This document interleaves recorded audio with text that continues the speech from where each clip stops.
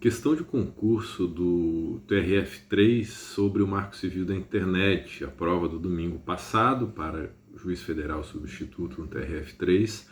A questão 98 é sobre o Marco Civil da Internet. Eu já tinha comentado na questão anterior que eu resolvi sobre a Lei Geral de Proteção de Dados. Se você não assistiu, veja aqui o vídeo anterior sobre isso, que houve uma inversão. Na prova, no bloco 3, foi incluído o Marco Civil da Internet, na parte de formação humanística, onde no edital e do CNJ, inclusive, nós temos a Lei Geral de Proteção de Dados, e no bloco 2, dentro de Direito Civil, foi incluído uma questão sobre a LGPD, mas é claro, isso não é uma questão de nulidade, só essa flexibilidade, essa mistura entre as disciplinas. E aqui eu resolvo essa questão atendendo a um pedido feito no meu canal do YouTube. Eu não sei o nome, mas só tem a sigla FRFF, que pediu para resolver a questão 98. Se vocês quiserem, se alguém tiver mais alguma sugestão das questões de processo civil, agora do TRF3 ou do TRF4, a prova no início de agosto, também mandem que eu consigo resolver aqui no canal. Eu vou resolver uma do TRF3, pelo menos de processo civil. Foi uma prova mais fácil em comparação com a prova de processo civil no concurso do TRF4.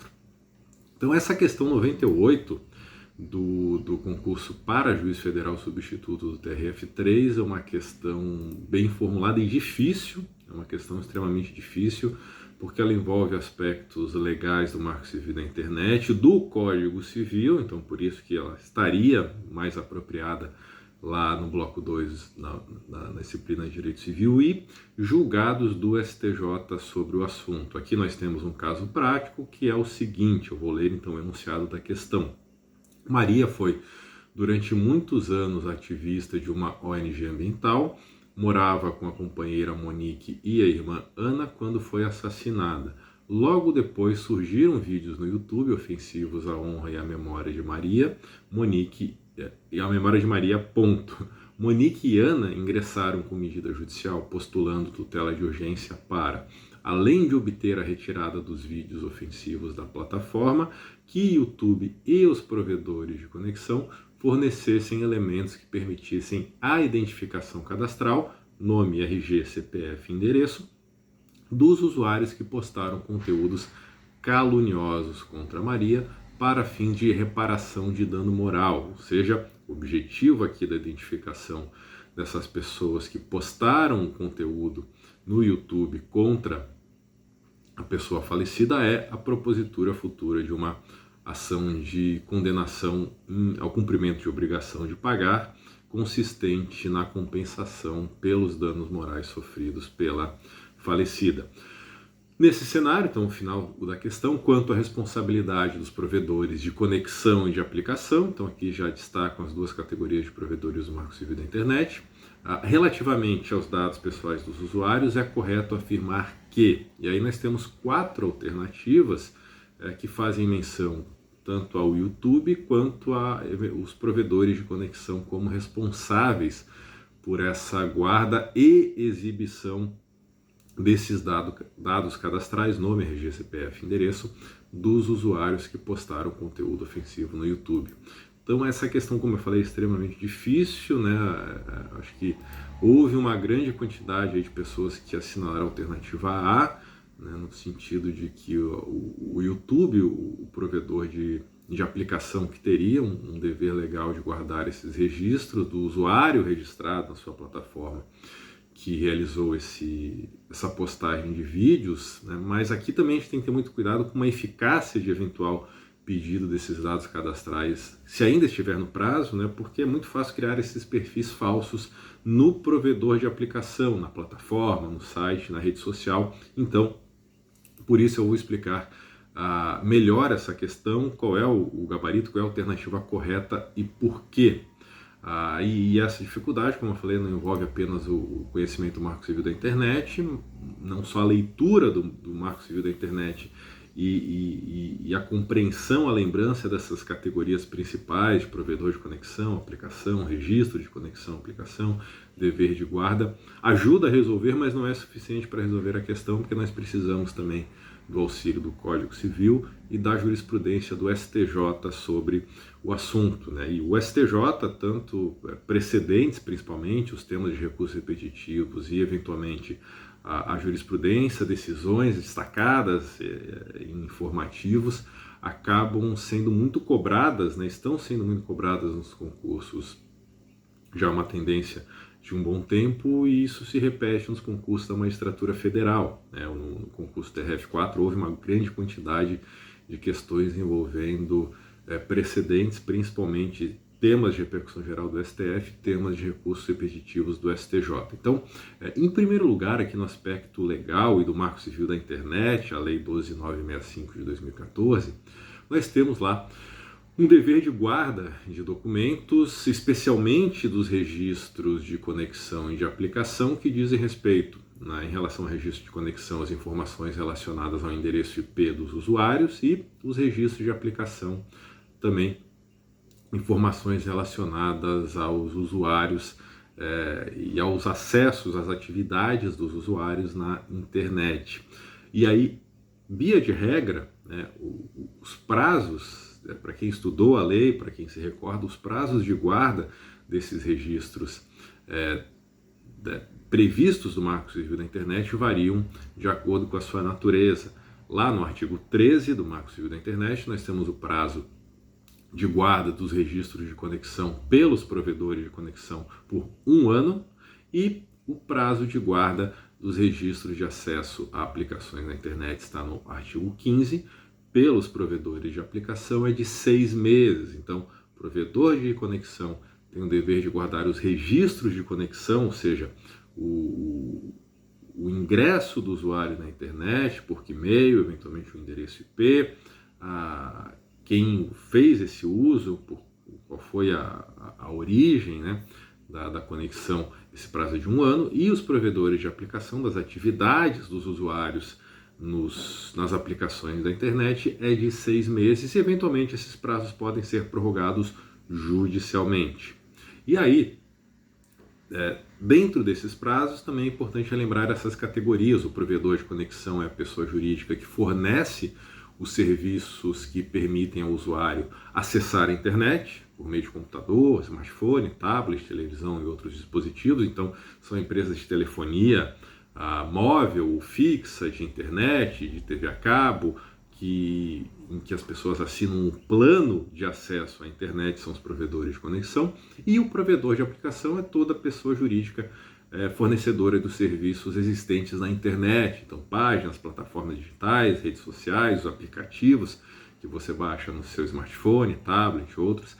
Isso tudo é feito por empresas enquadradas pelo Marco Civil da Internet como provedores de aplicação. Então, no exemplo dessa questão 98 do concurso do TRF3, o YouTube é um provedor de aplicação, enquanto as empresas que são mencionadas ali, ora como empresa de conexão, ou ora como empresas provedoras de acesso à internet, são os provedores de conexão. Essas empresas não são nominadas aqui na questão. Ainda o que eu destaco também é que a questão não indica o prazo de apresentação do pedido judicial, ou seja, ela indica que a solução não está aí em saber quais são esses prazos que eu mencionei, previstos no artigo 13 e 15 do Marco Civil da Internet, para a guarda dos registros de conexão e de acesso às aplicações pelos provedores, seja de conexão, seja de aplicação. Então aqui é algo importante até para a solução da questão, que não há uma preocupação em definir ali se esse pedido de exibição de documentos foi feito em 4 meses, 5 meses, 8 meses, porque para a resolução da questão não interessa saber que o provedor de conexão tem dever de guarda de 1 ano e o provedor de aplicação tem o dever de guarda dos registros de aplicação por 6 meses.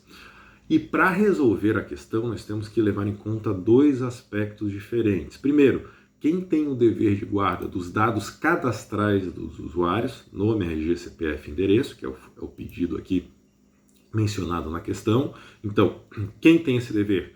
Provedor de conexão, de aplicação ou os dois? E o segundo aspecto a ser resolvido é o prazo de guarda desses dados. O YouTube, como provedor de aplicação, tem o dever de guarda dos registros de acesso, ou seja, endereço IP, eventualmente outros dados do usuário que postou esses vídeos com conteúdo ofensivo à honra e à memória da pessoa falecida. Já os provedores de conexão têm, de acordo com o Marco Civil da Internet, o dever de guarda e de apresentação no processo judicial, a partir do endereço IP identificado pelo provedor de aplicação de quem fez essas postagens no YouTube, quais são os dados cadastrais dos usuários, porque, como eu falei, os dados cadastrais de uma conta no YouTube, num endereço de e-mail, numa rede social, né, é facilmente falsificável e adulterável. Já uma conta num provedor de conexão, aquele que vai fazer a instalação do serviço, seja, ou fornecer esse serviço, já é mais difícil. Né? Então, e aí nós temos que ir, né, para uma segunda etapa, saindo da lei do Marco Civil da Internet, indo para a jurisprudência do STJ, esse dever de guarda dos provedores de conexão sobre dados cadastrais, vejam que eu não estou falando do acesso à internet, mas dos dados cadastrais de quem firmou um contrato de prestação de serviço com uma empresa de telefonia, com uma empresa de internet, com uma empresa de TV a cabo, precisa observar o prazo definido no Código Civil para eventuais pretensões de reparação civil. E esse prazo está previsto no artigo 206, parágrafo 3º, inciso 5 do Código Civil, que é de 3 anos. Esse prazo de 3 anos de a empresa guardar os dados cadastrais dos seus consumidores após o encerramento do contrato é diferente do dever de guarda de 1 ano do registro de conexão, ou seja, quantas vezes aquela pessoa acessou a internet, de que dispositivos, de que ponto, quanto tempo ficou conectado, o endereço IP dinâmico gerado para cada conexão, esse prazo é de 1 ano. Mas os dados cadastrais do contrato do usuário, do contrato do consumidor com a empresa que é provedora de conexão é de 3 anos, de acordo com a jurisprudência do STJ. E aí nós temos 2 casos julgados no mesmo mês, em maio de 2019. Primeiro RESP 1560976, 1560976 da 4ª turma, julgado em 30 de maio de 2019, e depois o RESP 1785092.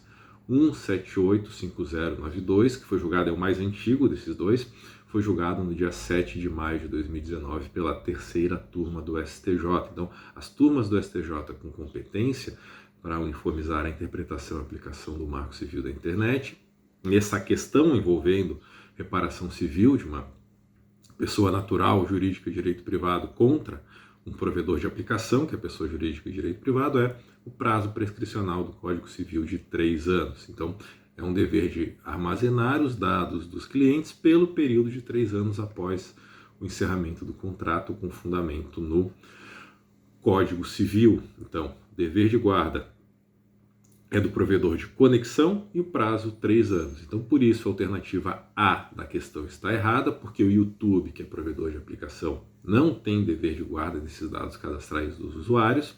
A alternativa B também está errada, porque o YouTube, como provedor de aplicação, até nós podemos dizer que tem o dever de guarda do endereço IP de quem postou, de quem acessou, de quem fez a postagem dos vídeos, mas não tem o dever de guardar outros dados pessoais dos usuários, especialmente os dados cadastrais, que são os pedidos aqui nessa demanda de exibição de documentos. A alternativa C é a correta, é o gabarito da questão, porque são os provedores de conexão, como eu falei, que têm o dever de guarda dos dados cadastrais dos usuários durante o prazo de prescrição fixado no Código Civil para a pretensão da reparação civil. Então aqui a questão não cobra nem o prazo, mas faz menção ao prazo previsto para a demanda de reparação civil. E por último, a alternativa D está errada, porque incumbe aos provedores de conexão, como nós vimos, o dever de guarda dos dados cadastrais dos usuários. Então o gabarito aqui dessa questão número 98 do concurso do TRF3 para juiz federal substituto, realizado agora no domingo passado, é a letra C. Tá? Então, logo eu volto como eu falei, resolvendo pelo menos uma questão de processo civil ainda nessa semana ou no início da próxima semana. Deixe aqui comentários, sugestões sobre outras questões que você tem interesse que eu resolva sobre essa prova do TRF3 ou a prova do TRF4. Até mais!